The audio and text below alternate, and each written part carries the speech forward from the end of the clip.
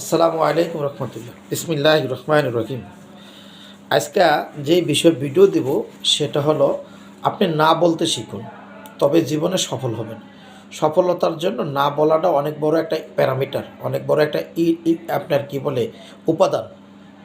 কেন না বলবেন, কী জন্য না বলবেন, এই কথা শুনতে হলে আমার পরিপূর্ণ ভিডিওটা দেখেন। এটা আমার কথা না, বড় বড় মনীষীদের কথা, ওয়ারেন বাফেটের কথা, যিনি পৃথিবীর বিখ্যাত একজন ধনী ব্যক্তি ছিলেন, ষষ্ঠ ধনী ছিলেন। তো এই কথাগুলো শুনতে হলে আপনাকে পুরা 10 মিনিট শুনতে হবে। আমি মোটিভেশনাল ভিডিও বাস্তবতার সাথে মিলিয়ে দিই, যে এটা ওই যে একজনে বলছে আর গল্প দিয়ে দিয়েছে এমন না। আমি প্র্যাকটিক্যাল বাস্তবতার সাথে মিলিয়ে কথা বলি। আপনারা জানেন, যারা আমার ভিউয়ার্স, যারা আমার ফলোয়ার্স, যারা আমার অডিয়েন্স, তারা জানেন যে আমি একেবারে ন্যাচারাল কথা বলি এবং বাস্তবতার সাথে মিলিয়ে কথা বলি। কারণ I learn from the earth, I learn from the ground earth. মাটির থেকে শিখি, আমি একেবারে মাটির থেকে শিখি, রুট লেভেল থেকে শিখি, ন্যাচারাল এডুকেটেড। আমি একাডেমিক এডুকেশনকে মূল্য দিই না, একটুও না। আমি ইঞ্জিনিয়ার, কিন্তু আমি একদম না। I am always think I am nothing. If someone say I am something, আমি say man I am better than you, because I am learn from the ground earth, I am learn from the natural. আমি প্রাকৃতিক থেকে শিখি, মানুষ থেকে শিখি, ওইটাকে আসল শিক্ষা মনে করি। পুঁথিগত বিদ্যা, একাডেমিক বিদ্যাকে আমি কখনো আসল বিদ্যা মনে করি না, হোয়াটএভার। তো আসেন, কেন না বলবেন। নাটা বলার জন্য আমি ওয়ারেন বাফেটের একটা উক্তি পড়ছিলাম, মোটিভেশনাল উক্তি, যে আপনি না বলুন, সফল হবেন। এই কথাটা আমার মাথায় ঢুকছে। 18 সালে একটা ভিডিও দেখছিলাম, আজকে আমার জীবনে সেটা বাস্তব হয়েছে। আমার একটা লোক আমার কাছে ভিসা চেয়েছে, যে ভাই আমার একটা ভিসা দেন, আমার একটা লোকের দিব। বললাম ভাই আমি তো গার্মেন্টসের লোক আনি। তো বললো যে আমার গার্মেন্টসের লোক দেন, আমার লোকটা গার্মেন্টসের টেইলার। ঠিক আছে, তো আমি তাকে ভিসা দিলাম। ভিসা দেওয়ার পরে রে ভাই, সে বলছে আমাকে 1 ঘন্টায় টাকা দিবে। এখন সে আর ফোন ধরে না 4 দিন 5 দিন পর্যন্ত। 5 দিন পরে সে আমার 44,000 টাকা দিয়েছে। আচ্ছা, তারপরে আবার একজনের মাধ্যম ধরে 50,000 টাকা আনাইছে। যাক, এইভাবে সে 94,000 টাকা দিয়ে আর ফোন ধরে না। 1.5 মাস হয়ে গেছে, ফোন ধরে না। এখন আমি ওই লোকটার সাথে কথা বললাম বিভিন্ন মাধ্যম দিয়া, যে প্যাসেঞ্জার।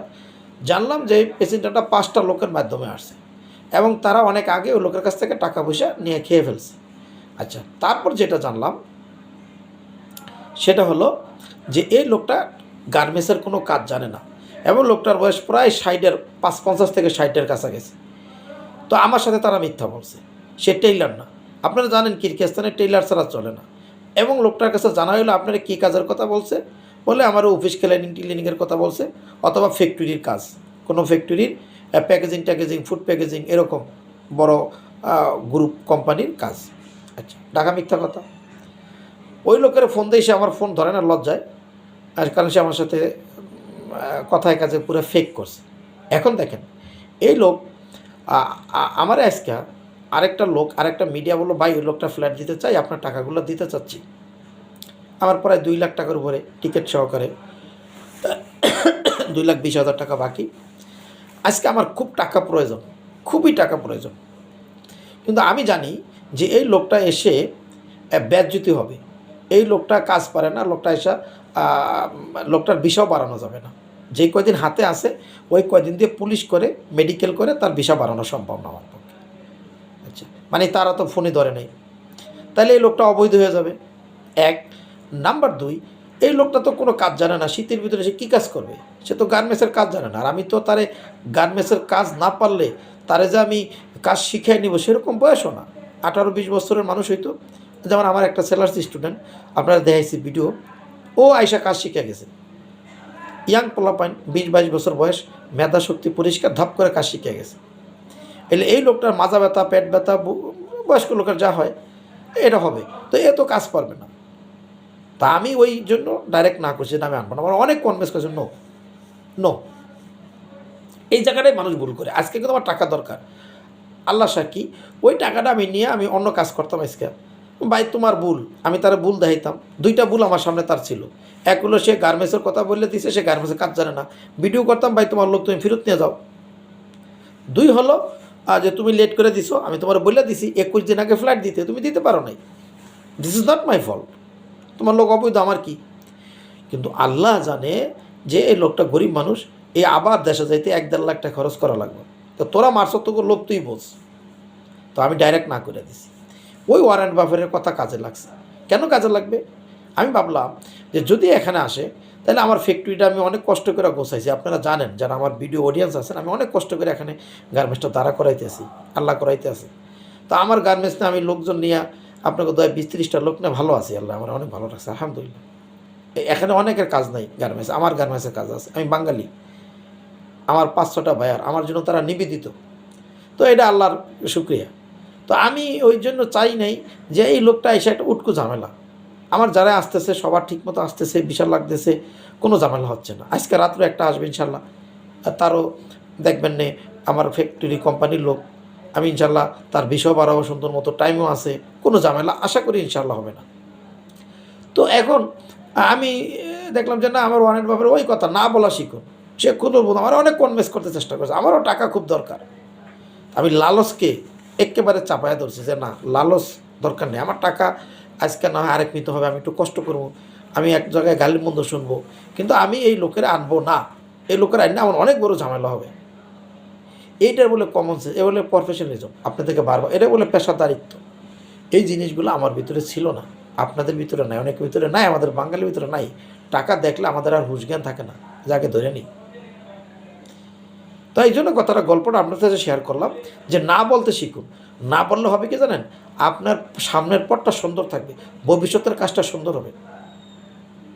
কারণ একটা খারাপ লোক দিয়ে কিন্তু সরাইতে সময় লাগবে না, তাই না? তো সুতরাং ওইটা আমার ব্যবসার ক্ষতি হবে, আমার আর্থিক ক্ষতি হবে, আমার সমস্যা হবে। আর আমি আমার জায়গা অটল যে না, আজকে হয়তো আমার বন্ধু ক্ষণিকের কষ্ট পেয়েছে, কিন্তু সে বেঁচে গেছে। এই লোকের আনতে, বাংলাদেশে নেওয়া, কেস কালেকশন হইতো, এ হইতো, সে হইতো, তারা দূর ঝামেলায় পড়তো, আমি একটা হ্যাসালে পড়তাম, ঘ্যাঁ ঘ্যাঁ পে পে, কী দরকার রে ভাই? ঠিক আছে না? তো আমি তাদেরকে বুঝাইয়া দিচ্ছি যারা সম্ভব না। এবার আমার সাথে যারা কাজ করবে তারা জানে যে বলি এরকম ঘাট, তার লগে কাজ করলে সোজা করা লাগবে, নাহলে করবো না।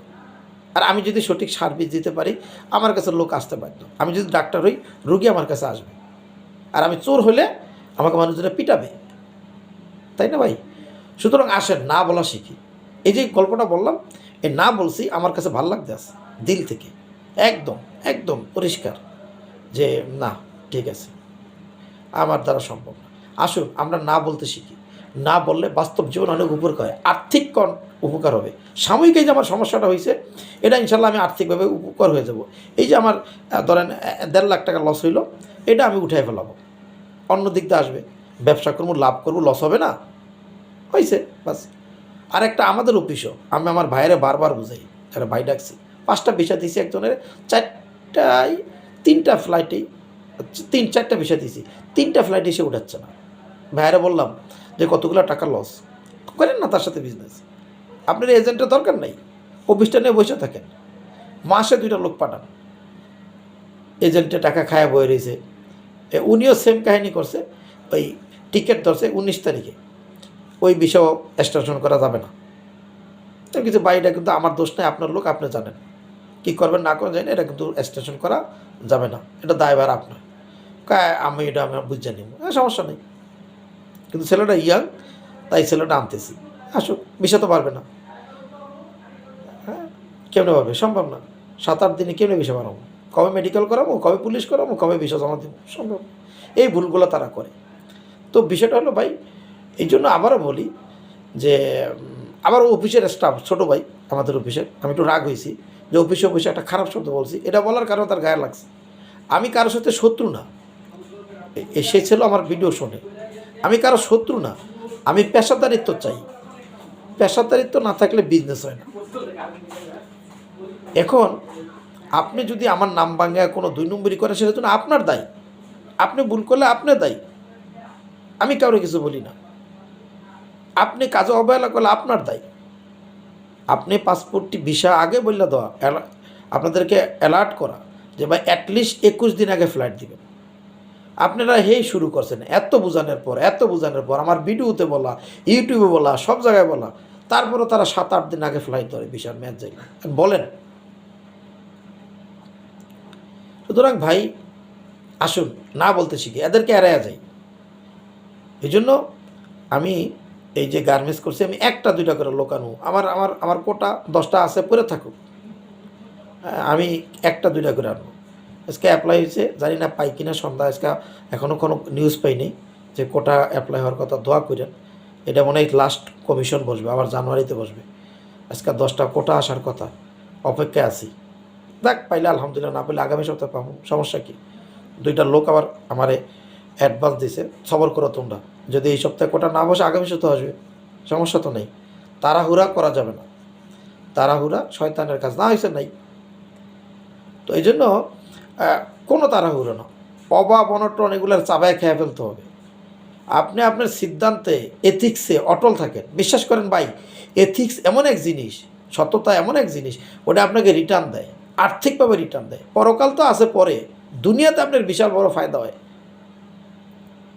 এই জন্য আপনার এথিক্সের উপরে উঠতে হলে, আপনার যদি মোরালিটির উপরে উঠতে হয়, আপনাকে না বলা শিখতে হবে।